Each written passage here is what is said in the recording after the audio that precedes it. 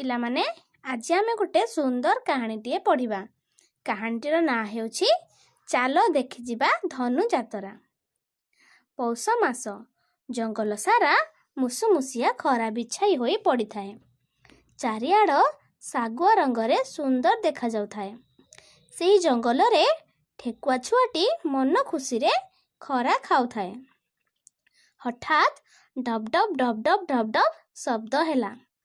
ଠେକୁଆ ଛୁଆଟି ଡରିଗଲା। ତାର ଲମ୍ବା ଲମ୍ବା କାନ ଦୁଇଟି ଠିଆ ହେଲା। ଟିକି ଟିକି ଆଖି ଦୁଇଟିରେ ସେ ଜୁଳୁ ଜୁଳୁ କରି ଏପଟ ସେପଟ ଅନାଇଲା, ହେଲେ ତାକୁ କିଛି ଦେଖାଗଲା ନାହିଁ। ଏତିକି ବେଳେ ପୁଣି ଜୋରରେ ଡବ୍ ଡବ୍ ଡବ୍ ଡବ୍ ଶବ୍ଦ ହେଲା।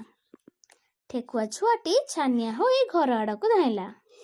ମା ପାଖରେ ପହଞ୍ଚି ମାକୁ ଭିଡ଼ି ଧରିଲା। ମା କହିଲେ, କ'ଣ ହେଲା? ଚାଲ ଦେଖିବା।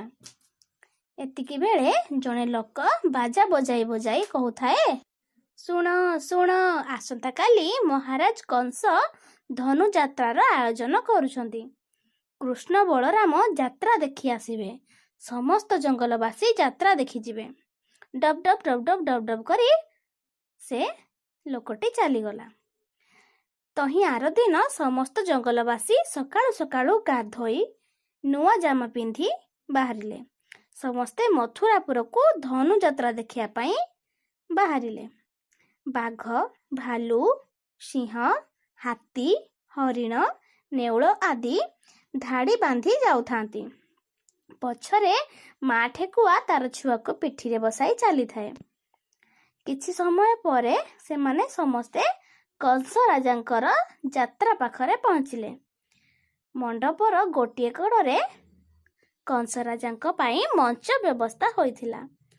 ତାଙ୍କ ଆସନର ଦୁଇ ପାଖରେ ମନ୍ତ୍ରୀ ଓ କଳ ବସିଥାନ୍ତି। ଠେକୁଆ ଛୁଆ ଏସବୁ ଦେଖି ଆଶ୍ଚର୍ଯ୍ୟ ହୋଇ ଦେଖୁଥାଏ। ଏତିକି ବେଳେ ବଡ଼ ପାଟିରେ ଜଣେ କହିଲା, ଶୁଣ ଶୁଣ ଶୁଣ, ରାଜାଧିରାଜ ବୀରବର ଗୌଡ଼େଶ୍ୱର ପ୍ରତାପୀ ମହାରାଜ କଂସ ମଣ୍ଡପରେ ଉପସ୍ଥିତ ହେଉଛନ୍ତି। ଏହାପରେ ସମସ୍ତେ ଚୁପଚାପ ଦ୍ୱାର ଆଡ଼କୁ ଚାହିଁଲେ। ସେମାନେ ଦେଖିଲେ ବିରାଟ ହାତୀ ଉପରେ ବସି କଂସ ରାଜା ଆସୁଛନ୍ତି। ଆଗରେ ତୁରୀ, ଢୋଲ, ଶଙ୍ଖ, ନାଗରା ବାଜୁଥିଲା।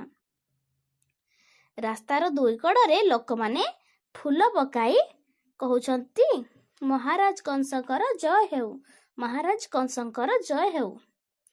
ଠେକୁଆ ଛୁଆ ପଚାରିଲା, ମା, କଂସ କ'ଣ ଭଗବାନ?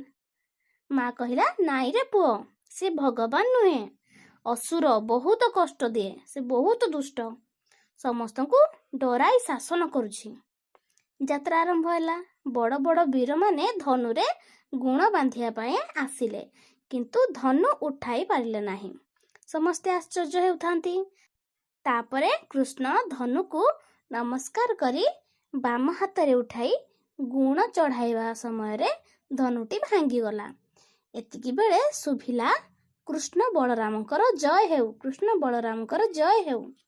ଠେକୁଆ ଛୁଆଟି ଦେଖିଲା ଦ୍ୱାର ପଟୁ ଦୁଇ ଜଣ ଛୋଟ ପିଲା କୃଷ୍ଣ ଓ ବଳରାମ ମୁକୁଟ ପିନ୍ଧି ଗଳାରେ ଫୁଲହାର ପକାଇ ଆସୁଥିଲେ।